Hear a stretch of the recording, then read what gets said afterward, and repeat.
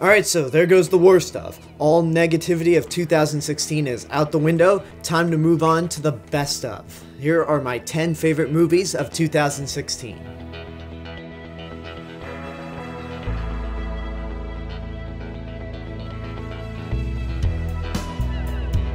Before we get into my top 10 list and the big surprise of 2016, here are some honorable mentions. Kubo and the Two Strings. Really like this movie, especially considering that I didn't like Paranorman or the Box Trolls.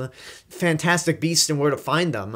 A movie that gets better the more I think about it. I saw it a second time, liked it even more, and I'll still stand by the fact that the ending is not really explained all that well. They do explain it early on, it just wasn't explained well enough. But still, a movie that gets better the more I see it. Same thing goes for Rogue One. This movie gets better, especially since I saw A New Hope right afterwards on my second viewing of Rogue One. Rogue One was initially on my top 10 list, but it was at number 10 and got bumped by what ended up being the number 10 movie. And lastly, Lion. Lion was a really tough movie to cut out as well, because while the ending made me cry and impacted me emotionally, I can't see myself watching this movie ever again. It's just one of those things where it's like, it's really great, I'll leave it alone and never watch it again. It was a really tough call, but I think based on the fact that I just won't be watching Lion anytime soon again, that's why it didn't make the cut. But those are 4 of my honorable mentions.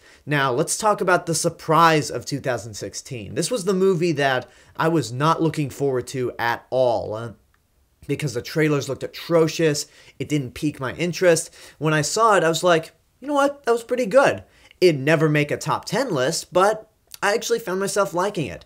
And that is Ghostbusters. Did I laugh during this movie? Oh yeah, I laughed a couple times. Is it as good as the original 1984 Ghostbusters? Fuck no, it's not. The original Ghostbusters is my favorite comedy out there. It's impossible to top. And while this didn't even come close to the comedic genius of the original Ghostbusters, it was still very entertaining. I like this better than Ghostbusters 2. And while all the cast members didn't really have distinct personalities, except for Kate McKinnon, they did work well with each other. Not as good as the original cast, but enough to where there is some chemistry. Again, this is a movie that I would never put on a top 10 list, but I did enjoy it, mainly because my expectations were so low, because those trailers were the worst trailers of 2016. They were unspeakably bad. But yeah, Ghostbusters is my big surprise of 2016. Now let's actually talk about my 10 favorite movies of the year. Number 10 is the movie that actually bumped Rogue One off the top 10 list, which was a really difficult thing to do. I was juggling between these two movies, but ultimately, as much as I'm a big Star Wars fan, number 10 is Hacksaw Ridge. The directorial return of Mel Gibson starring Andrew Garfield is so well done. I'll still stand by the fact that the beginning is very sappy and feels not melodramatic, but just too much like an Oscar bait movie. But then once Andrew Garfield comes in, it picks up. He delivers a great performance. Vince Vaughn and, surprise, surprise, Sam Worthington are really good in this movie. And the final hour during the Battle of Hacksaw Ridge is amazing. The violence is very reminiscent of Saving Private Ryan and Rambo, sure, but as long as you feel the hits, as long as you feel tense throughout this movie, then it did its job. So Hacksaw Ridge, my number 10 favorite movie of the year. Number 9 is The Edge of 17. Watching the trailers for this, I had the feeling that it was going to be a good movie, because it did seem like a very cute coming-of-age comedy or dramedy. But I wasn't prepared for how good this movie was going to be, how much it left an impact on me. Haley Steinfeld is astounding in this movie. This is her best performance next to her debut in True Grit. A lot of the other actors do a really great job. The characters feel very real. Blake Jenner is the weakest actor of the bunch, but he does deliver a very powerful monologue near the end, which kind of emphasizes the struggles of a older sibling, and you have to help with a younger sibling. And I speak from experience, and so that monologue really hit me personally. And it also does have a few too many moments that are so real that they're just not funny to watch. You just cringe and feel uncomfortable watching them. But I feel like that was the intention of the movie, and it works because it feels so realistic and down to earth. Those situations work. You're supposed to think back at those horrible moments. It's a movie that I think a lot of people out there should see. Don't skip this movie. Really go out of your way and try to watch it. It's that good. Number 8 is Disney's Zootopia, a movie where the trailers looked cute, but I didn't really expect much from it because it just seemed like a talking animal movie by Disney. Oh, but once I started watching this movie, I was not prepared for how smart this movie was. It has great political and social commentary about homophobia, xenophobia, and racism. It's got really great characters. Each of the designs are really creative. Just the design of Zootopia itself, you can tell the animators put a lot of time and effort to creating this whole world, especially since all the animals are to scale of each other. And the characters are just really fun to watch. The voice actors are great as well. Jason Bateman, Jennifer Goodwin, J.K. Simmons, Idris Elba. The cast goes on, and they all do a great job. So Zootopia, like The Edge of 17, was another surprise in the sense of I didn't expect it to be this good. It is truly another great Disney animated movie that gets better the more I think about it. But it's not my favorite Disney movie of the year. I'll just leave it at that. Let's move on to the number 7 movie, which is Everybody Wants Some. It's funny that Blake Jenner has appeared in 2 of my favorite movies of the year, and yet he's the weakest part of both of those movies. But, I mean, he's better here than he was in The Edge of 17, with the exception of that monologue. And this movie is from Richard Linklater, who did Dazed and Confused, Boyhood, the Before trilogy, and this is considered to be a spiritual sequel to Dazed and Confused. And there's really no plot to this movie. It basically just chronicles 3 days of college students getting to know each other, hanging out, and just doing a bunch of fun stuff. But because Richard Linklater is such a natural director, it feels very real, and because the actors aren't that well known, you feel like they are real people. So I had a really great time with The Edge of 17, and the main reason why this made my top 10 list is because watching this took me back to when I was in college. Obviously, I wasn't alive in the 80s, but just watching these guys act the way they do made me go, I know some of those guys from college. I mean, people that acted like the characters in the movie. So it hit me on a personal level, and that's why I put Everybody Wants Some in the list. And number 6 is my favorite comedy of the year, Deadpool. This was a movie that had a brilliant marketing campaign all around. However, I was skeptical because the last time we saw Ryan Reynolds as Deadpool, it was fucking awful. Not this. This was fucking awesome. They get the character of Deadpool right.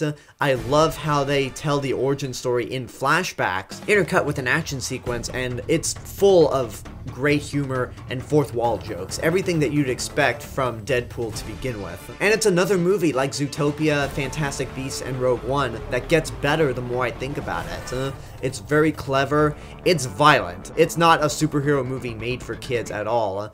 But I really did enjoy this one. I'm hopeful for Deadpool 2, but since Tim Miller is not on board with this one, I'm not as enthusiastic as I once was, but this one, still really badass. Now we come to the top 5, and at number 5 is my favorite animated movie of the year, Moana. Yes, this is more of a traditional Disney movie than Zootopia was, but I just really fell in love with this movie more than I did Zootopia. It's beautifully animated, the voice actors are great, especially Dwayne Johnson as Maui and Ali Carvalho as Moana. The songs are great, and I also love how they never give Moana a romantic interest. She's on her own, going off to save her village along with Maui, and it's awesome. This is a movie that I love so much that I couldn't even get the culture that it was representing right. In my original review, I kept saying Hawaiian culture when really it was Polynesian culture. So yes, in that review, I did goof up, but I acknowledge my goof, but that still doesn't change the fact that Moana is still a fantastic movie. It is truly my favorite animated movie of the year. Now, every year when I do my top 10 list, there's always a movie that I have in there that nobody else will have in their top 10 list.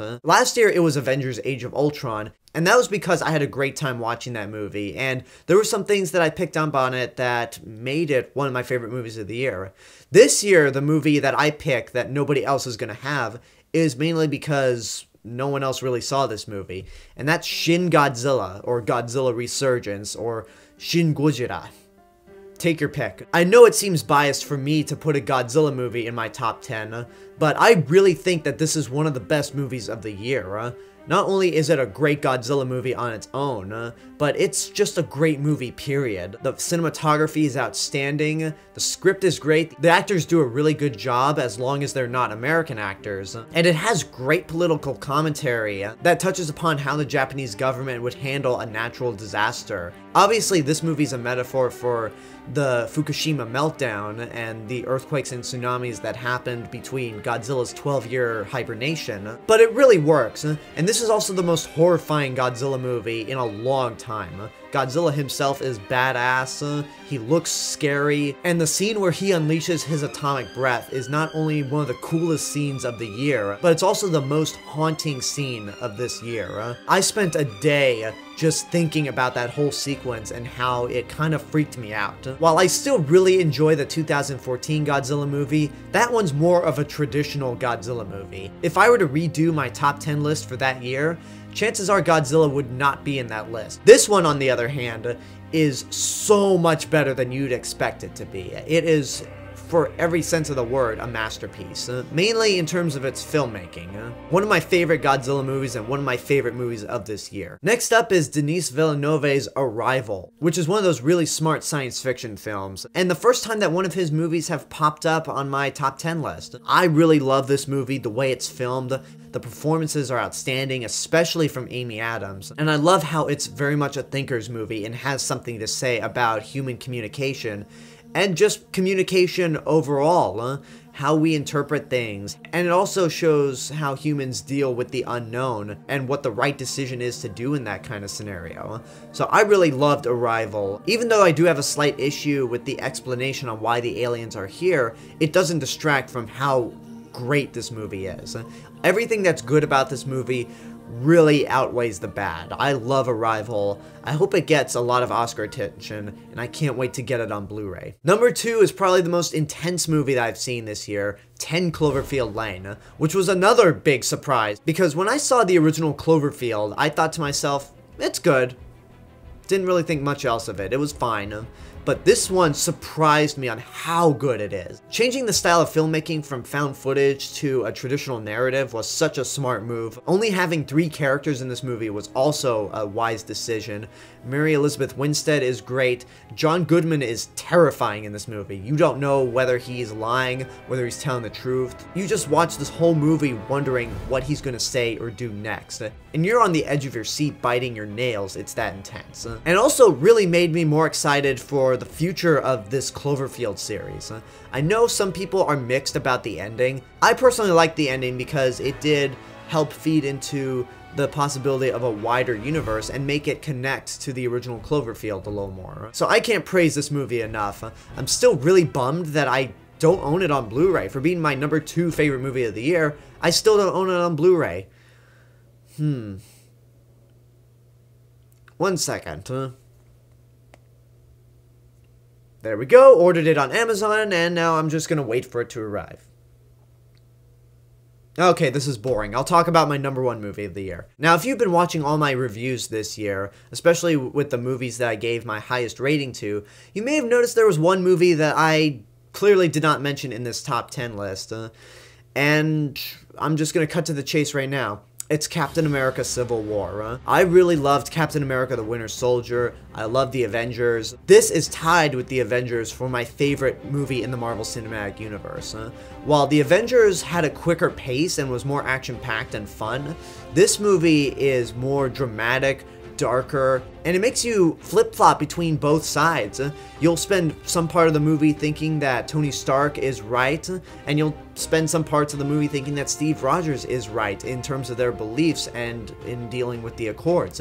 The action is phenomenal. The introductions to Black Panther and Spider-Man are amazing. Can't wait to see their standalone movies. And it has a more complex villain. He's not as flashy or entertaining as Loki or Ultron, but he is definitely more complex to the point where you find out his motives and you understand it. You don't approve of what he's done, but at least you understand what he's doing. And this is pretty much what Batman vs. Superman should have been in terms of having two characters fight against each other, because Marvel took their time.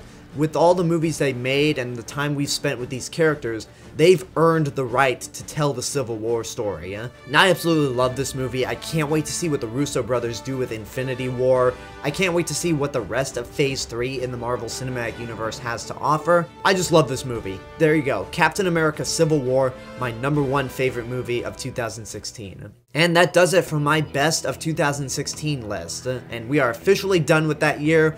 Leave all traces of it behind. Let's officially move into 2017. So I hope you enjoyed this list. Leave a comment down below and tell me what your picks are for the best movies of 2016. And as always, this is the real Mr. Robinson telling you there's only one.